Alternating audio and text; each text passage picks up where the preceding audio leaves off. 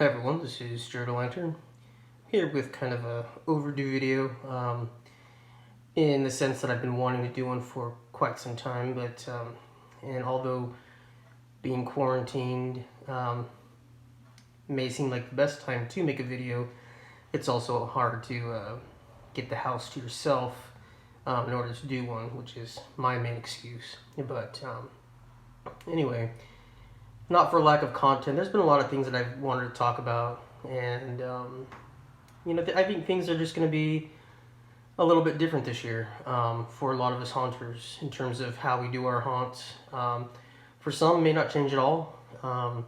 October is still quite a ways away, but I personally have decided to play it a little bit on the safe side and understand that we may be back in the same situation come fall. So, without going too into detail about my thoughts about everything that's going on, I just want to talk about mainly what's going on with the haunters and the haunt world. So far, I have already, this is more of a personal thing, will not be attending Midsummer Scream in Southern California this year, as it's been canceled, as pretty much everything else has been canceled as well. But, it's small price to pay considering what everybody else or a lot of other people in the world are going through right now. So what we're going to do is I have the Fright Props catalog for 2020 in front of me here. I know it's been out for a while. I have not even opened it up yet. I barely just took it out of the plastic wrap right now. So what I'm going to do is I'm going to just kind of flip through it and just not necessarily talk about the products until something pops up that really interests me. But mainly this video is just going to serve as a way for me to do some musings about my own haunt world this year. So let's go ahead and take a look here. I love this cover they have this year. It looks like it's a guy right there shopping like Home Depot, but it's not exactly the type of products he was expecting to see. So when I say that, things are going to change or things will be different, I think mainly this kind of exists for people who are do what I do, which is have like a whole walkthrough. And I know my setup is a little different because people who have walkthroughs typically will do it either just in their garage or just in their backyard or just their front yard. And the one thing that I do completely differently is I have it throughout my entire house. Now, having done, a haunted house throughout my entire house roughly 6-7 months ago, I didn't think twice about having, close to 2,000 people over the course of 3 nights walking through my house. And now that's something that's unthinkable.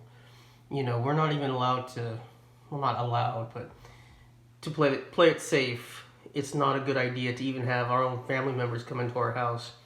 And it's just crazy to think that just this past October, I allowed, close to 2,000 people who I did not even know who they were to come through my house, which is something I'm definitely not going to be doing this year. Not to say that I'm not going to be doing some sort of haunt. I definitely want to do something, and looking through catalogs like this definitely helped me get more excited about it again.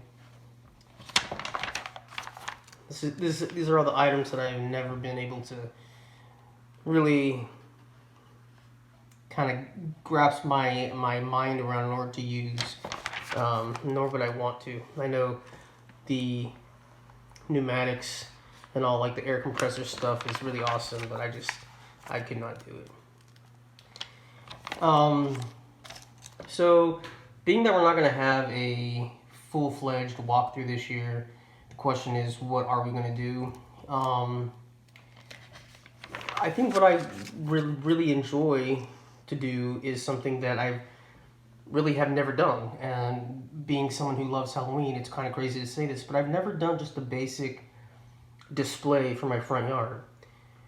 And I think that's kind of the route that we're going to be going to this year is doing just a front yard display that people could, they could walk by, they could, you know, take a drive, by it slowly to check it out. And trust me, I have a lot of people who are actors who they've already gotten word that they will not be, their acting services won't be needed this year. And they're pretty disappointed about that. But I told them that, if I ever need them in any sort of capacity, that I would still, call on their help. And I definitely will be.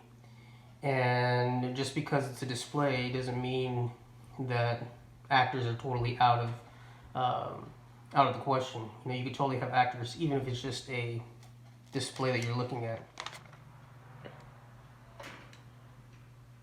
So our front yard isn't incredibly large to do like some major massive display. But it's big enough to have some sort of depth. We have a pretty large size porch, and then we have like 2 sections of grass kind of on opposite sides of a walkway up to the front of the house. And so, we're still kind of like in the very beginning stages of planning, whereas if this was any other year, planning would have already been well underway with theme and characters, etc. And now we're just trying to figure out some clever ways that we can invite people to kind of get up close and personal with our stuff. But also, like I said, we don't know if social distancing is going to be a thing come October. I think, and this is the part that sucks, I think that all states and all cities and all towns and all areas are going to be all different. We just don't know what's going to happen. So, and I was actually looking at something like this. This is something that I could never really pull the trigger on in the past. These expensive skulls that you can have them talk or interact with each other, and it comes with all the whole setup and everything. But if I took my entire budget that I usually spend on props for a normal year, I could totally do something like this for my display, which would be an excuse to finally buy something like that. So anyway, yeah, we are most likely going to be relying on the idea of doing I hate to say smaller display, but I'll say simpler display, mainly because of the fact that it won't be a full walkthrough, which is not nearly as fun because we're not going to have, the actor jump scares, we're not going to have the maze, we're not going to have, it's just going to be very different. But I think for the safety of ourselves and for the safety of the guests, it's just the right thing to do. And I think this is why it becomes such an issue for me, is because I think a lot of people usually do just have the display, and so we're having to mull over a lot of different ideas in order to get away from the traditional walkthrough, or traditional as it is for us. And I'm still trying to get excited about buying props, and we're just about a month away, month and a half, 2 months away from spirit stores to start opening. And are they going to be allowed to open? You just don't know at this point. And so it's everything is just kind of like an if at this point. And I definitely do not have a problem getting excited about the Halloween season or about buying props. I definitely get excited about buying Halloween stuff, that's for sure. Just in what capacity will I be able to honestly use it this year is what kind of aggravates me at this point. And also just to see, the professional haunts that I usually attend, if they're going to be able to go on as scheduled. because that, you know, they draw, you know, much larger crowds than my haunt does, and so we just don't know. Yeah, that's the biggest thing this year is we just don't know.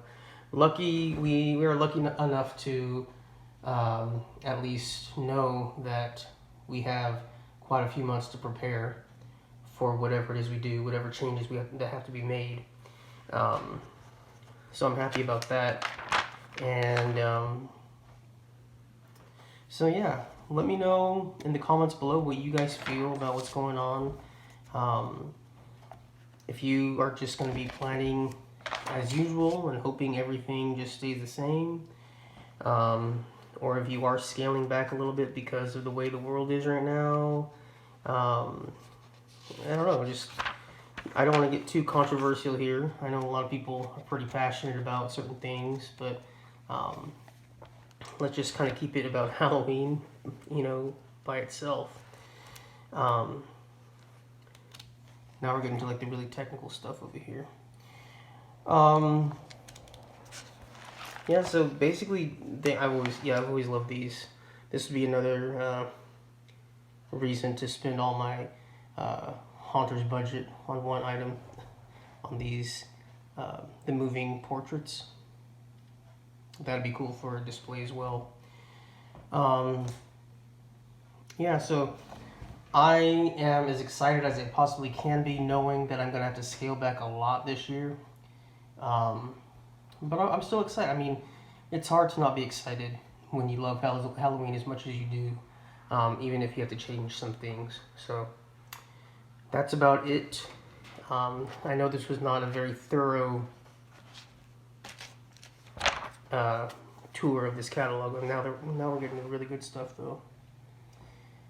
But I know that a lot of people have uploaded videos like this too, so you can go check out those.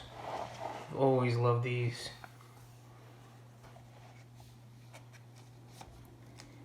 Nothing in this catalog is too let's just say affordable. I'll say it's not too affordable. So, but again, this might be the year that I choose to buy one big product as opposed to, you know, several more expensive or more inexpensive ones. So that's it, you guys. That's all for this video. Hopefully I'll be making some more. I just rare opportunity to have the house to myself right now, so I took advantage. So that is about it. If you have not gotten your copy of the Fright Props 2020 catalog, you can go get it for free. I believe you can still go get it for free on their website, frightprops.com, and they usually send it out pretty quickly too. So thank you guys so much for watching. If you like what you're seeing, please like, comment, and subscribe. And as always, keep it creepy.